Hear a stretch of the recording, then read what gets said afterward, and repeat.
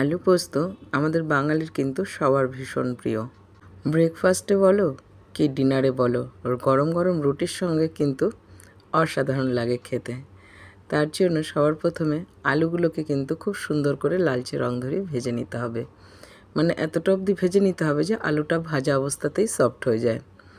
আলুগুলোকে ভেজে নামিয়ে নিয়েছি। আর এখানে পোস্তটাকে কাঁচা লঙ্কা আর আদা দিয়ে খুব ভালো করে পেস্ট করে রেখে নিয়েছি।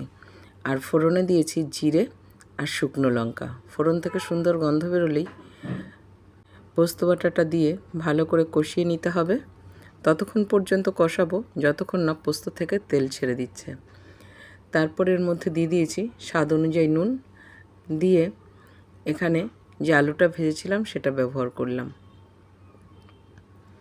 এখন পোস্তর সঙ্গে খুব ভালো করে আরেকবার আলুকে কষিয়ে নিয়ে দিয়ে দিয়েছি এখানে গরম জল। অবশ্যই রান্নায় গরম জল ব্যবহার করো, তাহলে টেস্ট কিন্তু অনেক গুণ বেড়ে যায়। খুব ভালোভাবে গ্রেভিতে দেখো জাল উঠে গেছে।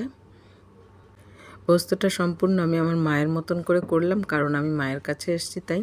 তোমরা চাইলে আলু দিয়ে জল দিয়ে ভালো করে গ্রেভিতে জাল করে নেওয়ার পরে নামানোর কিছুক্ষণ আগে কাঁচা পোস্ত ব্যবহার করতে পারো, তারপরে সর্ষের তেল দিয়ে, সেটাও খেতে কিন্তু বেশ লাগে। এখানে পোস্ত আমার একদম ডান। সার্ভ করার জন্য অবশ্যই ট্রাই করো, খুব ভালো লাগে খেতে।